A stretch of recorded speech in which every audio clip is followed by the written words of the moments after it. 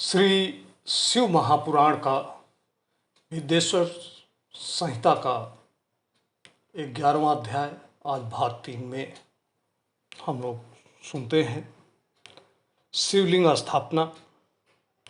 ऋषियों ने पूछा, हे सूत जी, कैसे लिंग की स्थापना करनी चाहिए और उसके क्या लक्षण हैं? जिस देश अथवा काल में तथा जिस प्रकार उसका अर्चन करना योग्य है, कृपा कर मुझे यह बतलाइए। श्री सूत जी बोले, हे ऋषियों, गंगादिक पवित्र नदियों के तट पर जैसी इच्छा हो वैसा ही लिंग की प्रतीक्षा करें, किंतु पूजन नित्य होता रहे। पृथ्वी संबंधी द्रव्य जलमय अथवा तेजस अर्थात धातु आदि से बना हुआ जैसी रुचि व वैसे लिंग का रोपण करें। 4 मूर्ति बनानी हो तो छोटी बनाएं, अचर बनानी हो तो बड़ी बनाएं। शिव जी के लक्षणों से संयुक्त सिंहासन पर मूर्ति को पधाराएं। मिट्टी, पत्थर और लोहा आदि के सांचे से इन्हीं धातुओं का 12 अंगुल का लिंग उत्तम होता है। यदि इनसे न्यून होगा तो न्यून फल देगा। अधिक अंगुल का होने से कुछ दोष भी नहीं है। लिंग या बेर मूर्ति दोनों की पूजा शिव पद को देने वाली हैं। यदि कोई नियम पूर्वक शिव जी का दर्शन करता है तो उसे भी शिवलोक की प्राप्ति हो जाती है।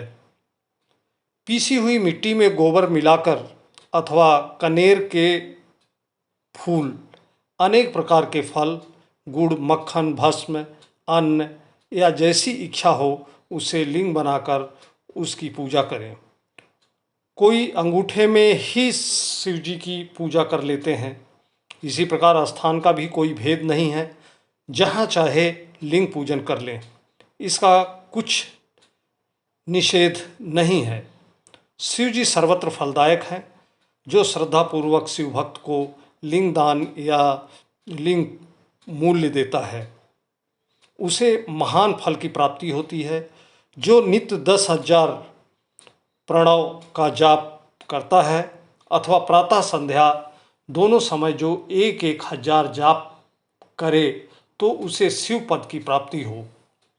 ब्राह्मणों को पंचाक्षर शिवाय नमः के जप में प्रणव लगाना चाहिए तथा फल प्राप्ति के लिए गुरु से दीक्षा पूर्वक मंत्र ले लेना योग्य है।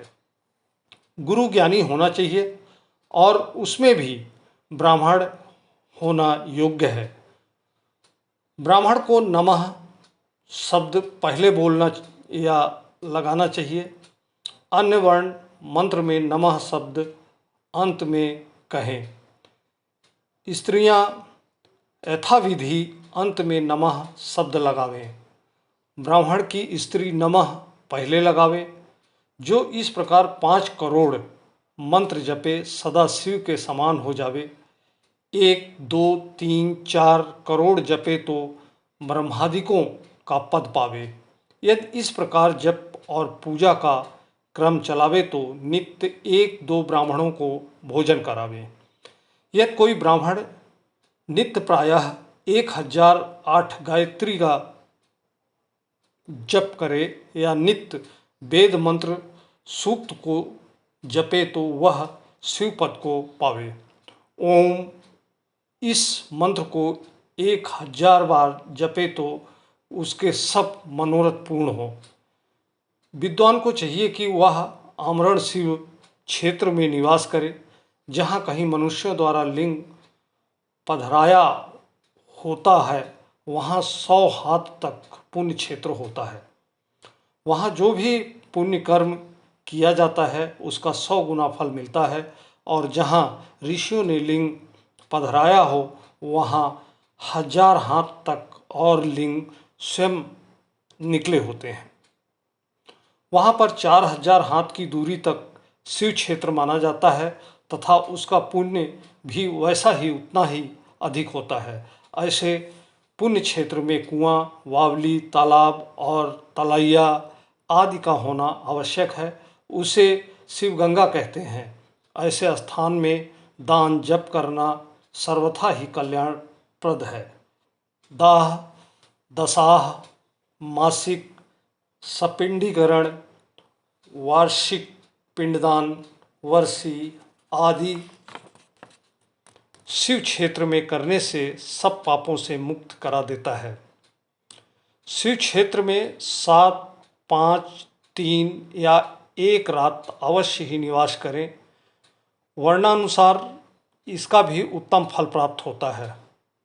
सकाम से तुरंत सिद्धि और निष्काम से शिव पद की प्राप्ति होती है।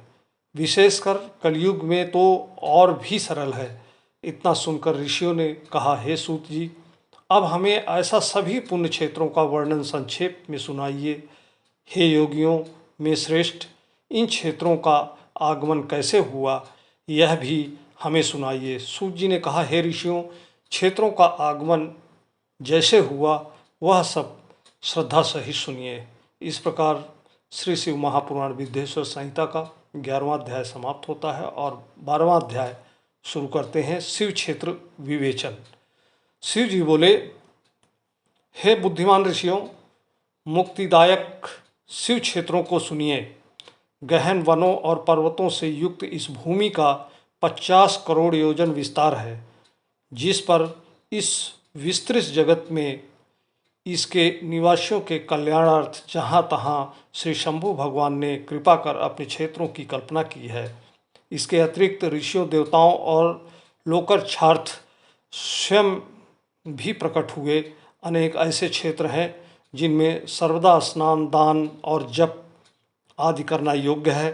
हे मुनियों, पुण्य क्षेत्र में निवास करने पर किंचित भी पाप ना करें और जैसे भी हो सके मनुष्यों को चाहिए कि वह सर्वदा पुण्य क्षेत्रों में ही निवास करे। गंगा आदि नदियों के तट पर अनेकों तीर्थ हैं। 60 मुख वाली सरस्वती नदी बड़ी ही पुनीत है। उसके तट पर निवास करने वाला ब्रह्मपद को प्राप्त होता है। हिमालय से निकली सतमुखी गंगा नदी पतित पावन है। उसके तट पर वास करे अथवा काशी आदि अनेक पुण्य क्षेत्र हैं जिनमें जाकर बसें।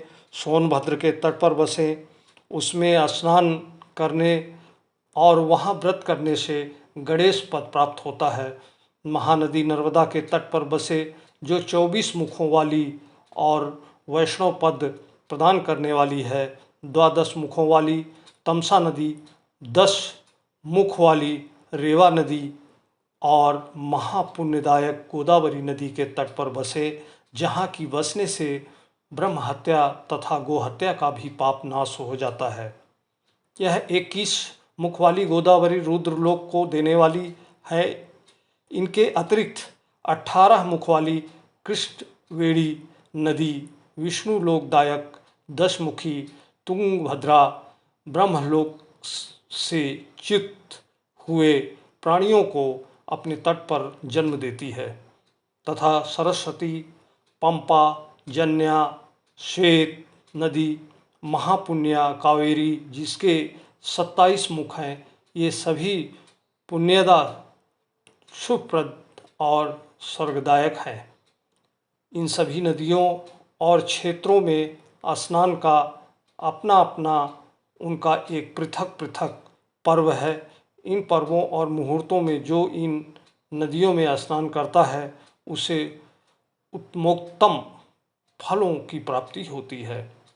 यह सदाचार, सद्वृत्ति और सद्भावना से बुद्धिमान पुरुष इन नदियों के तट पर निवास करता है तो उसे अनेकों प्रकार की ऋषि सिद्धि प्राप्त होती है। किंतु ऐसे पुण्य क्षेत्रों में थोड़ा भी किया हुआ पाप मनुष्य के बड़े से बड़े पुण्य का नाश कर देता है, परंतु मासिक पाप ब्रजलेप के समान होता है, जो कल्पांतर तक नहीं छूटता और वह केवल ध्यान से ही छूटता है। जब ध्यान और तप से सब शरीर को सुखाए तब कहीं उनसे छुटकारा प्राप्त हो। जगत में निष्पाप जीवन ही उचित है और मनुष्यों को सच्चा सुख तभी प्राप्त होता है। इस प्रकार से श्री शिव महापुराण विद्वेश्वर संहिता का 12वां अध्याय समाप्त होता है। 13वां अध्याय सदाचार विवेचन है। ऋषि बोले, हे विद्वान सूत जी, अब आप हमें यह बतलाइए कि धर्म क्या है और अधर्म क्या है, कि जिनसे स्वर्ग और नरकादि लोगों में जाना पड़ता है, तथा वह सदाचार क्या है जिससे इन पर विजय प्राप्त किया जाए। सूत जी बोले, हे ऋषियों, ब्राह्मण, क्षत्रिय, वैश्य और शूद्र, इन चारों वर्णों को उचित है कि वे सूर्योदय से पूर्व उठकर अपने इष्ट देव का ध्यान करें। पूर्व दिशा की ओर मुख करके बैठने से उत्तम फल की प्राप्ति होती है। रात्रि का अंतिम प्रहर उषा काल कहलाता है। उसमें उठकर ब्राह्मण घर से दूर बाहर जाकर शौचादि कर्मों से निवृत्त होकर दातून करें और जल के देवताओं को नमस्कार करके स्नान करें। जल में मंत्र से स्नान करें और उस तीर्थ के जल से वहाँ के तथा अपने इष्ट देवतादि को तृप्त करें। फिर धोती पहनकर पंचकच्छ पांचों प्रकार के कपड़े पहने। फिर गीले वस्त्र को बिना साबुन से धोए और अपने पितरों को तृप्त करें। पश्चात आचमन कर संध्योपासन करें, गायत्री मंत्र जपे और सूर्य को अर्घ्य दें। प्रातःकाल सूर्यानुवाक से और संध्या में अग्नि अनुवाक से प्रोक्षण करें।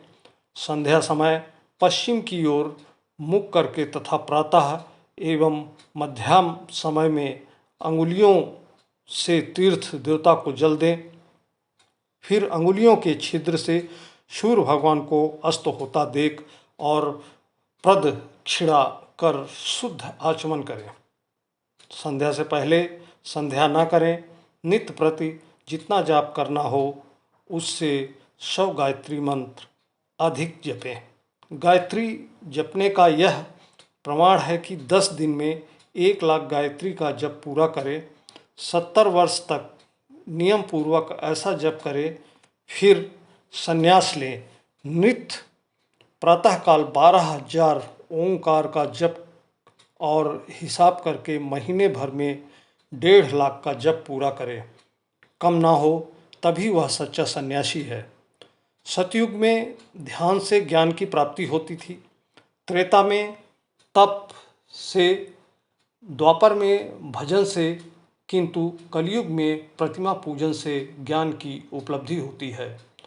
जो जैसा पाप पुण्य करता है उसे वैसा फल मिलता है। हिंसा ही अधर्म का स्वरूप है तथा अहिंसा धर्म का रूप है। अधर्म से दुख और धर्म से सुख मिलता है। यदि कोई उत्तम ब्राह्मण को 100 वर्ष तक वृत्त जीविका का खर्च देता है तो उसे ब्रह्मलोक प्राप्त होता है, तथा 1000 चंद्रायण व्रत करने से भी ब्रह्मलोक की प्राप्ति होती है। क्योंकि जब तक जिसका जो अन्न खाता है तब तक वह जो कुछ आत्मविचार, कीर्तन, श्रवण आदि करता है उसका आधा फल दाता को पहुंचता है। इसी प्रकार लेने वाले को चाहिए कि वह जो चीज़ ले उसका कुछ अंश दूसरे दीनों को दान करता रहे। वह तप करे या अन्य उचित साधनों से पाप संशोधन कर दे, अन्यथा वह रौरव नरक में पड़ता है। मनुष्य को चाहिए कि वह अपने प्राप्त किए धन का 3 भाग करे।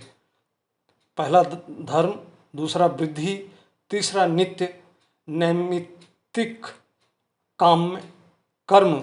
धर्म से वित्त को बढ़ाएं, बचत का कोष नियत करें, किसी को पीड़ा ना हो और अपना थोड़े में निर्वाह करें। यदि कृषि से उत्पन्न किया धन हो तो पाप शुद्धि के लिए उसका 10वां भाग दान करें। ऐसे ही व्यापार से पैदा किए हुए धन का 6वां भाग दान कर देना चाहिए। स्वयं बुलाकर दान देना अच्छा होता है। याचना करने वाले को यथाशक्ति सदैव दान दे और कभी नागा ना करें, क्योंकि मांगने पर न देने से जन्म जन्मांतर के लिए ऋणी रह जाता है।